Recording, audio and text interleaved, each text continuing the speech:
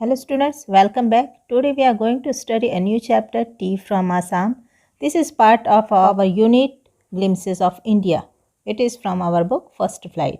Tea from Assam is an informative story written by Arup Kumar Datta. The central theme of the story is tea gardens of Assam. This chapter also tells us about the story of origin of tea. Right? So let's know about the author Arup Kumar Datta. Arup Kumar Datta is an Indian writer and journalist based out of Guwahati, Assam. He is known for adventure novel for young people. Move to the chapter Tea from Assam. Now let's we get the introduction of this chapter. The lesson is about two friends, Pranjal and Rajveer, who are traveling to Pranjal's hometown Assam for the summer vacation. Assam is known as the tea country. It has the largest concentration of plantations in the world, right? During their journey, they discuss about the various legends that are known to have discovered tea. And this story tells us about the popularity of tea as a beverage, right? So this story revolves around the infamous beverage tea, telling us more about its history and discovery. So let's start. Before you read, Pranjal, a youngster from Assam, is Rajveer's classmate at school in Delhi. Pranjal's father is the manager of a tea garden in Upper Assam, and Pranjal has invited Rajveer to visit his home during the summer vacation. Let's move to the paragraph. Chai garam chai, a vendor called out in a high-pitched voice. He came up to their window and asked, Chai sap, give us 2 cups. Pranjal said. They sipped the steaming hot liquid. Almost everyone in their compartment was drinking tea too. Do you know that over 80 crore cups of tea are drunk every day throughout the world? Rajveer said. You, exclaimed Pranjal. Tea really is very popular. So here chai means tea and garam here means hot. Sab means respected word for sir. Steaming extremely hot. And exclaimed means here cry out suddenly in surprise. So the scene is set on a train station where a tea vendor asks the two friends if they would like to buy some freshly made hot tea. So they decided to have 2 cups of tea, joining almost everyone else in their compartment. So with this, Pranjal highlights the fact that almost 80 crore cups of tea are consumed every day throughout the world, while Rajveer remains surprised on listening to it. Indeed, tea is a popular beverage all over the world. Okay, now come to next paragraph. The train pulled out of the station. Pranjal buried his nose in his detective book again. Rajveer too was an ardent fan of detective stories, but at the moment he was keener on looking at the beautiful scenery. It was green everywhere. Rajveer had never seen so much greenery before. Then the soft green paddy field gave way to tea bushes. It was a magnificent view. Against the backdrop of densely wooded hills, a sea of tea bushes stretched as far as the eye could see. Dwarfing the tiny tea plant were tall, sturdy shade tree, and amidst the orderly row of bushes usually moved doll-like figures. So here paddy fields means a field where rice is grown. Backdrop means lie behind or beyond. As far as eyes could see, here it means for a long distance until something is so far away and small it cannot be seen everywhere. Dwarfing cause to seem small. Sturdy means strong and amidst here means in the middle of. Now let's explain this paragraph. As soon as the train started moving, Pranjal got engaged in reading his detective book. Both the friends were huge fans of detective books, but Rajveer chose to look at the scenic beauty at the moment. There was greenery all around, something Rajveer had never seen before. After the green paddy fields came tea plantations. As far as he was able to look, only tea bushes were visible, so much so that the narrator compared it to a sea of tea bushes. So here narrator compared green paddy fields of tea plantation as the sea of tea bushes. In the background, there were hills with dense forests. In between the tea plantations, there were orderly row of tall and strong trees that were moving because of the wind. And it was an amazing view. Right?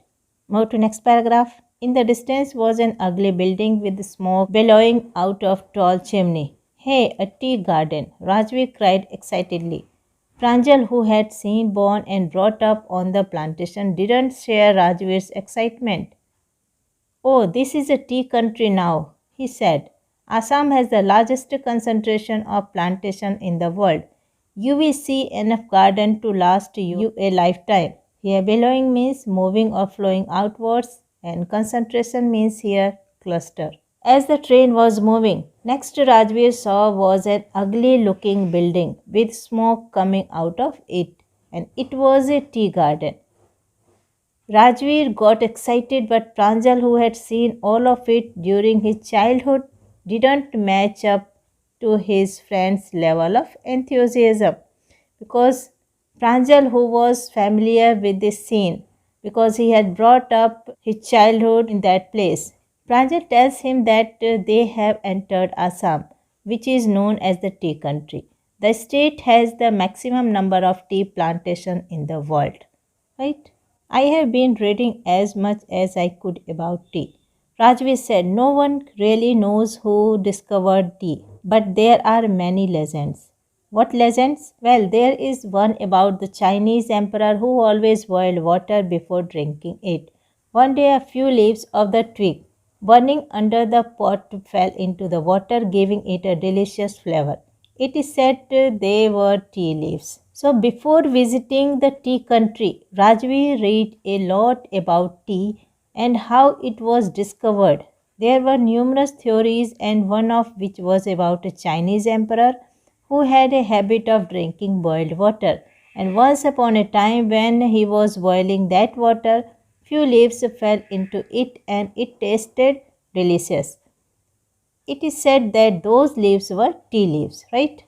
Tell me another, scoffed Pranjal. We have an Indian legend too. Bodhidharma, an ancient Buddhist ascetic, cut off his eyelids because he felt sleepy during meditation.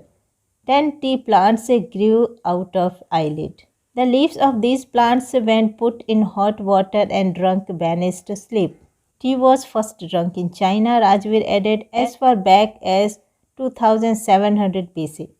In fact, words such as tea, chai, and chini are from Chinese.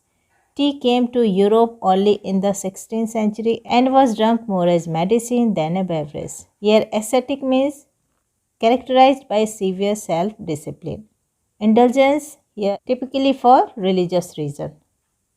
Banished means get rid of. So on being asked by Pranjal, Rajvi told another story about an Indian legend named Bodhidharma. He was a Buddhist monk who had cut his eyelids because he used to feel sleepy while meditation, right?